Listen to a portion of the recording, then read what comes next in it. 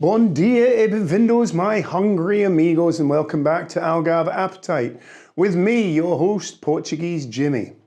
And today we're going to be controversial. So I'd like to start by saying this video is made in jest. Obviously, I love Portugal.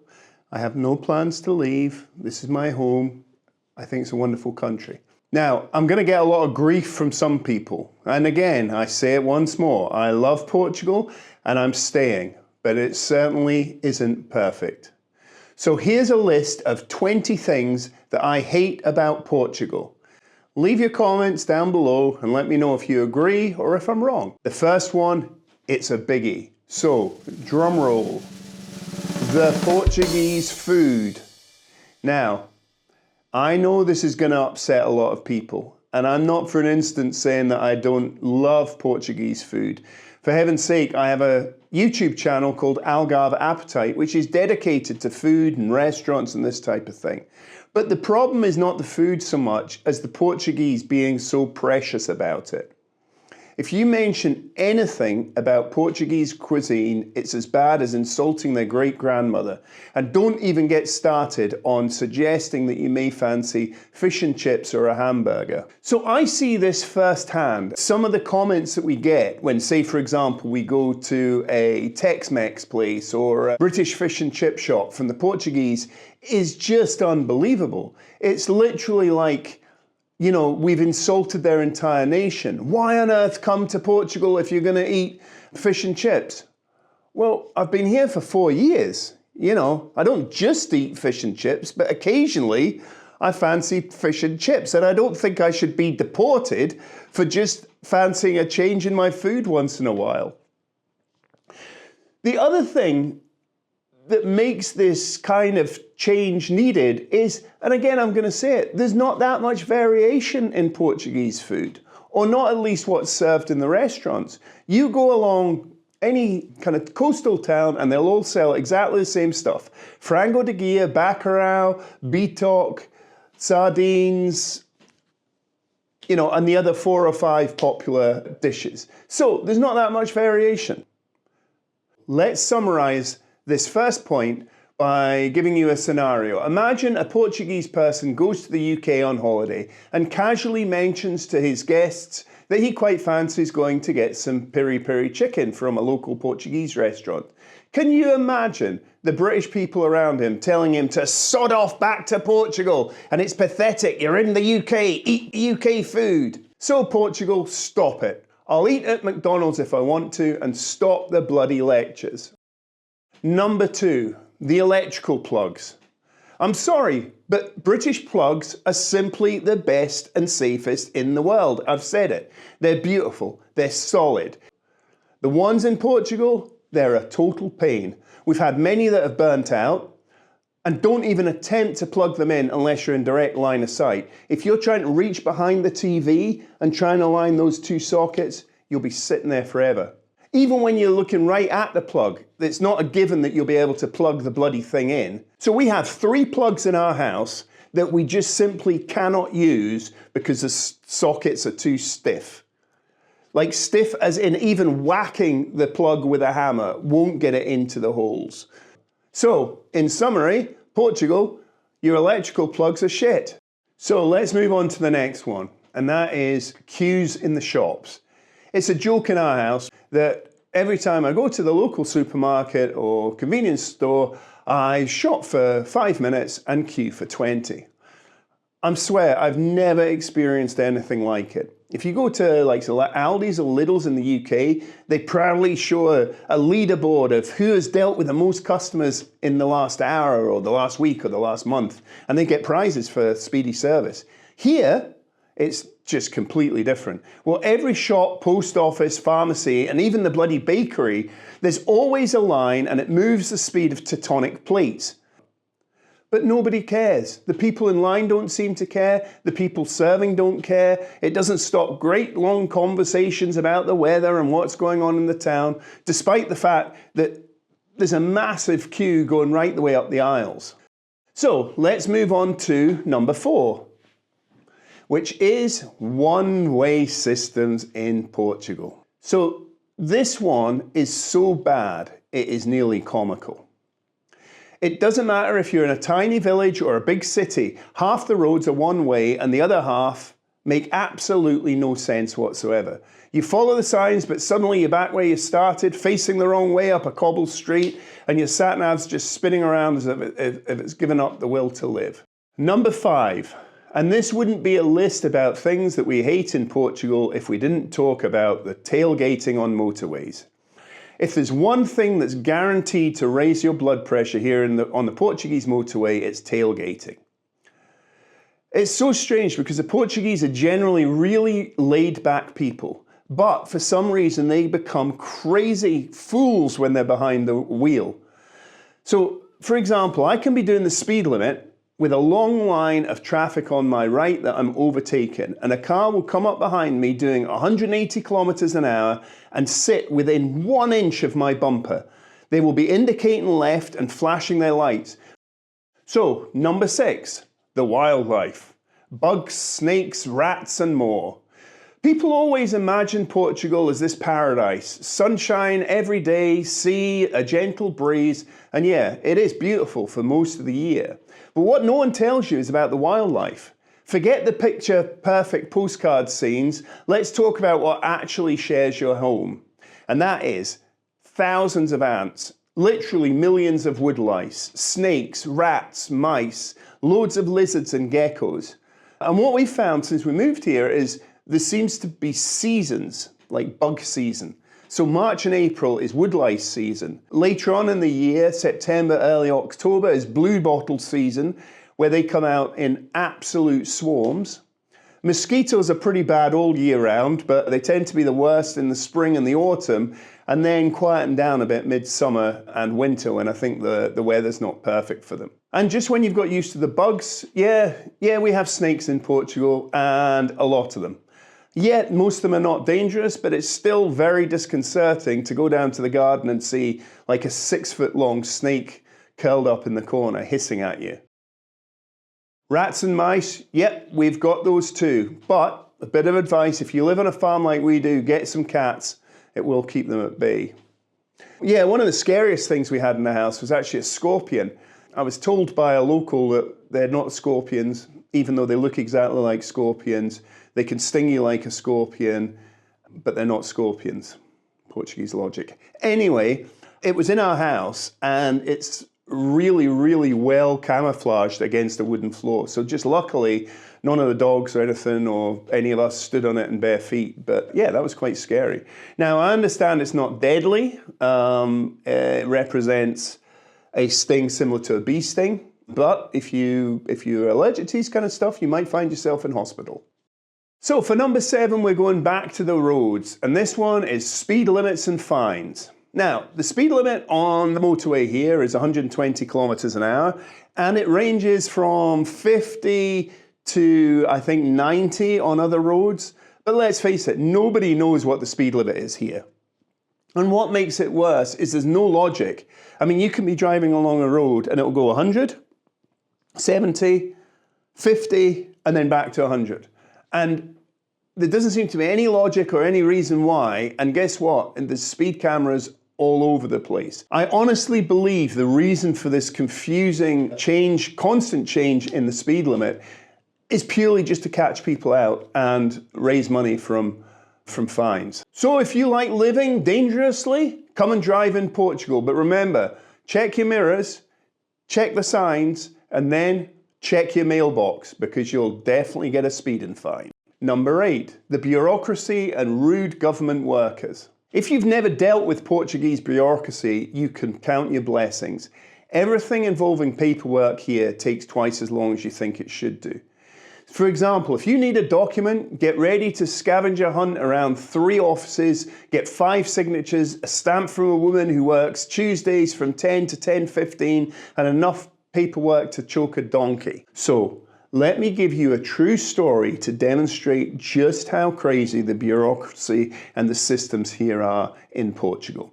So when we moved, we needed to do 2 things. First of all, we had to register for the health system, like Portugal's NHS system, and we also needed to register our residency in Portugal. So Believe it or not, the health system needed a residency card in order to issue us with a healthcare number. And guess what?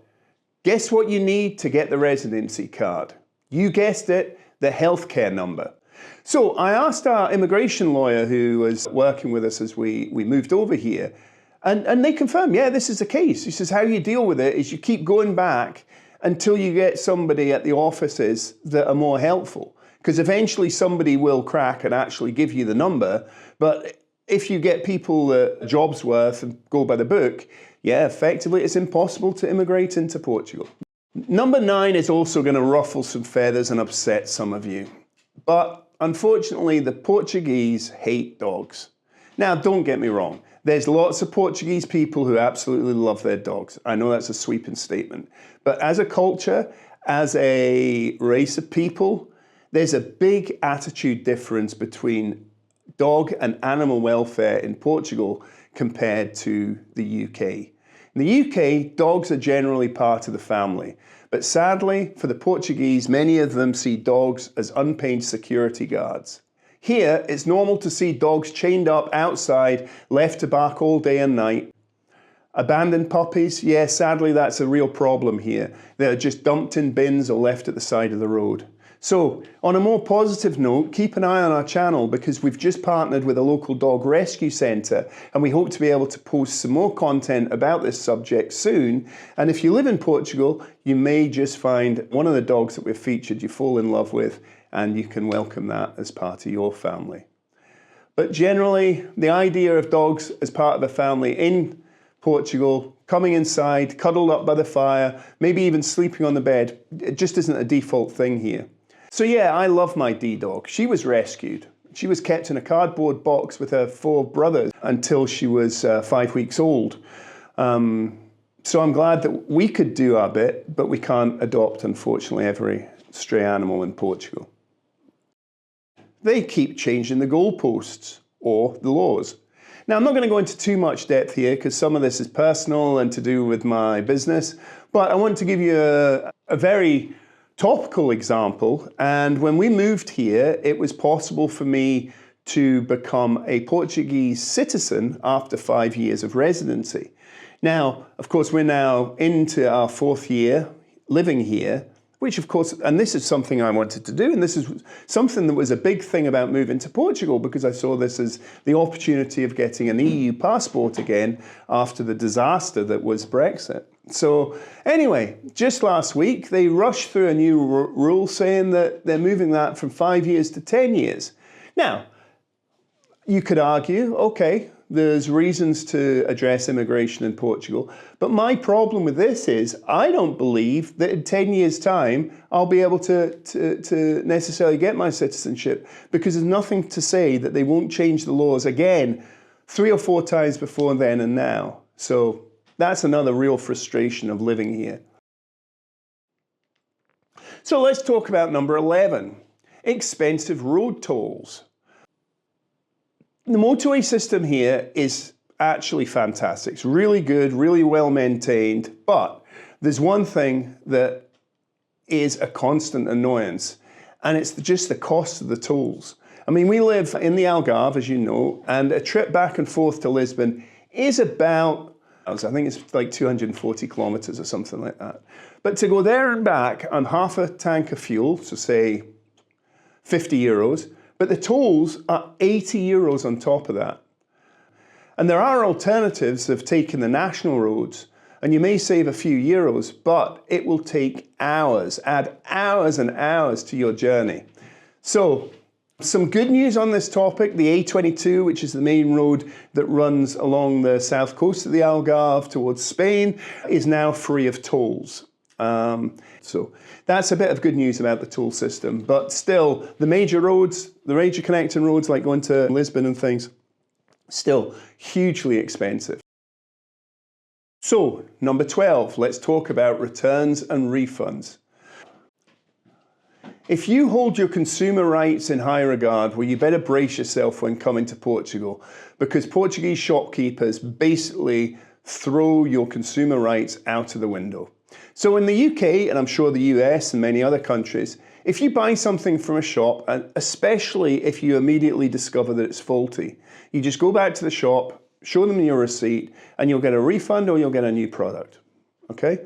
Reasonable and exactly as what you would expect. In Portugal, good luck. The shops, in the first instance, are not obligated to give you either a refund or a new product, but instead to send the item back to the manufacturer for fault diagnosis. Now, I've heard this not just obviously with expensive goods, I've heard it for a 15 euro toaster. Now, I'm sorry, if I buy a toaster, right, and I take it home and I can't make bloody toast with that toaster, I don't want to wait a month while you tell me, yeah, your toaster's knackered, mate. I know the toaster's knackered because it doesn't make bloody toast. Anyway, so when you return anything here, it's kept for a month without any kind of argument, any kind of saying, no, that's what we do. They send it back to the manufacturer for a repair, but, and here's the kicker, most of the time they'll come back and say, oh, it's your fault. This is, again, absolutely true story. I bought a petrol strimmer for my garden, completely brand new. I mixed the fuel exactly as it said, filled it up, and literally within 5 minutes, it stopped working. And the engine had seized. It was completely destroyed. So I took it back to the shop thinking, yeah, this is going to be straightforward. No, as I said, they kept it for a month. And then I get a whole load of photographs from them showing that the engine had seized and saying that I put the wrong fuel in it. Well, my answer was, first of all, I know the engine's seized, that's why I brought it back to you. Secondly, I put the right fuel in exactly per instructions. And guess what? I've been using garden machinery for the last 45 years. I know how to make a 40-to-1 two-stroke oil mixture. But most importantly, a starvation of oil is not the only reason an engine can seize. It can seize because of a manufacturing fault. Oh, anyway, I asked for proof. I said, if you're saying that it's my fault that I put the wrong fuel in, surely you have to show me a chemical analysis to actually prove that the concentration of oil in the petrol was not sufficient. You can't just show me a picture that the engine's broken because I know the engine's broken. That's why I bought it to you in the first place. You have to prove that it was me that broke it. But you know, in the end, I just gave up. I never got a refund. I just gave up because they weren't budging on it. The stupid thing is, of course, I'll never shop at with that shop again, and I'll never buy that brand. It was McCulloch, by the way. So anyone out there, you're looking for a strimmer, never buy a McCulloch strimmer. They're terrible. They don't last 5 minutes. So honestly, once they've got your money, it's game over, and buyer beware. So let's move on to number 13, and this is a real serious one actually, and it's a cost of living here in Portugal.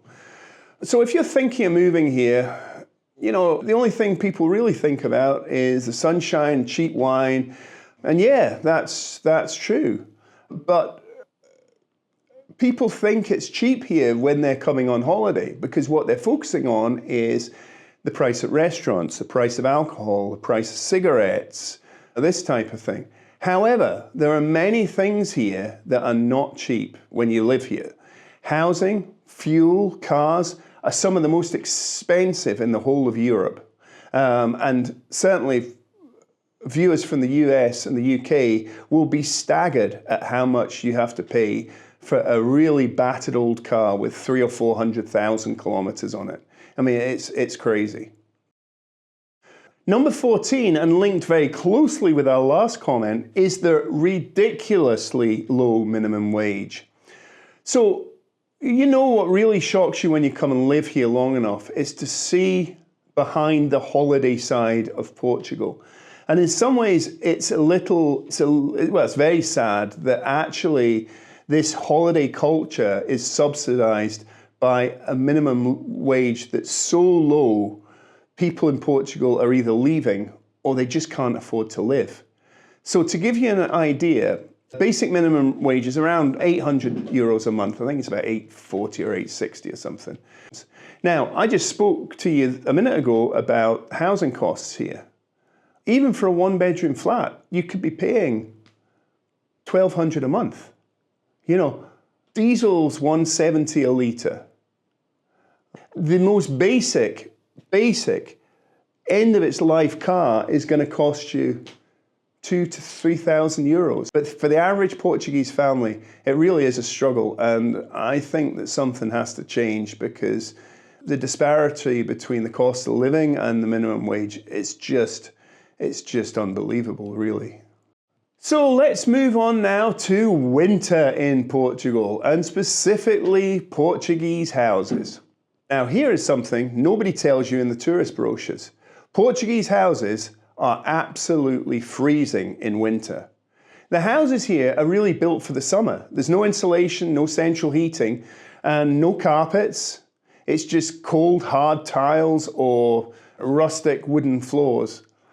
Now, I'm not saying that all Portuguese houses are like that. Of course, anything built in the last 10 years or something will be up to building code and things like this. But so many of these houses are traditional. Certainly where we live down the Algarve, they were built hundreds of years ago, and they're just not up to scratch. And moving on from our last point is laundry. So nobody has a dryer in Portugal, a clothes dryer, because generally for almost 90% of the year, you wash the stuff, you put it out in the line, and it's literally dry within minutes. But there is still December, January, and a bit of February that we can have wet weather, and we can have wet weather for weeks on end. Or if it's not wet, as in raining, it's cold and damp, and your washing just will never dry. So it's a real problem, and you can't bring it in and put it on radiators or a heater inside the house, because guess what? The house is damp too, and adding hot, moist air to a cold, damp house is absolutely the worst thing you can do, and results in horrible black mold blotches all over the property. So basically, if you want your laundry to dry in winter, just wait till spring. So let's go back to the animals. So number 17 is everything barks, crows or howls all night long. So if you're dreaming of peaceful nights under the Portuguese stars, then think again, unfortunately. I don't know what it is about rural Portugal, but it's a cultural thing that they just accept it. You can be sitting at 2 a.m. and then all of a sudden, one of the local dogs will start barking, the next will start barking, the next will start barking. And these are dogs that are in people's gardens or even inside their houses, and they never tell them to shut up. And it's not just the dogs, you've got roosters, you've got birds, you've got everything just makes a racket all night long. And then there's the cats we've talked about. There's so many kind of stray cats and things, and they're yowling, fighting, falling in love. I don't know. It can be a challenge sometimes. And it's something you just have to get used to, because in the UK, people would be up in arms, they'd be phoning the RSPCA and complaining, and over here they just don't care. Don't care. So, number 18, smoking and drinking. And it is a bit of a culture shock, and this one will be even worse, I think, for Americans coming over here. But smoking and drinking is basically a national sport, and there's basically zero shame about it. You can walk into a cafe at 9 a.m. and there's a crowd out front, someone's got a coffee, the other's got a cigarette, and sometimes they're drinking whiskey or wine or beer, and no one bats an eyelid. It's just normal out here. You get alcohol in fast food restaurants like McDonald's or Burger King. Even the DIY stores have a bar, so you can get a pastel de nata, a coffee, or you could get a beer. And again, if you don't like being around smoke, well, you're going to have to be inside restaurants, because it is banned here. You can't smoke in pubs and restaurants inside. But as you know, most of these restaurants and bars out here actually have an outside sitting area. And you can guarantee that at least 50% of the people will be smoking. And they'll be chain smoking. And they will not care if it's drifting over to you, if it's, your only option is you don't want to be around the smoke, you go inside. And on a more serious note, you see these guys, these construction workers and tradesmen, they'll come down, they'll drink 2 or 3 drinks right first thing in the morning, then get straight into their cars or vans and go off to do their work of operating heavy machinery or vehicles. And then you've seen the same guys at lunch coming back and getting stuck into wine or beer or whatever. Yeah, it's It's different in Portugal, put it that way. Number 19, it's really straightforward, really simple. Moving on for the cost of living, the cost of housing here is unbelievable and indeed unsustainable, really.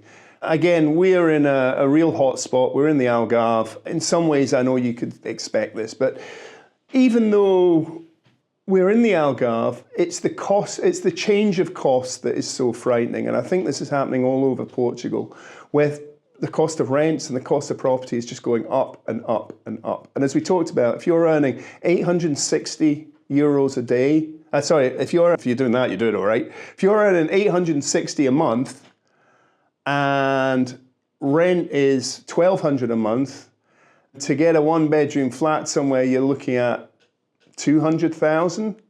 You can see that masses of the population here will never own their own house. And in fact, will be in a poverty trap where most of their earnings are paying for a house that they rent, that they're very rarely in because they're working so hard.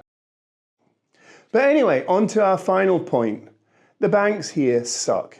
I mean, just suck. They're terrible. You basically, there's no idea of urgency. You go in, you grab a ticket, and I have never gone to my local bank and been served in under an hour. It's just terrible. They're hardly ever open. If you get your PIN number wrong, there's nothing that, at least I can find on the app, that you can change the PIN number. You have to apply to the bank, which means going there in person, an hour out of your day. Then, from what I understand, is they send you the PIN number, which can take 2 to 3 weeks to come through. Anyway, banking sucks.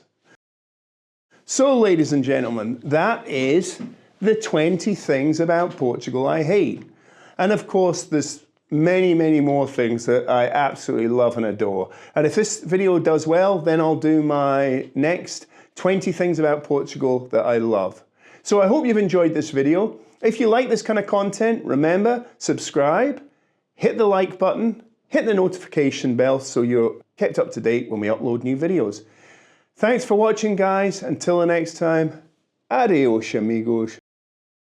Thank you so much for watching right to the end of the video. If you're interested in following us on our other social media, please check our link tree at Algarve Appetite, and the link will be in the description below. Also on screen is a link to a video which we think you'll really enjoy. And finally, click on the Algarve Appetite logo on screen to subscribe to our channel, and thank you for watching.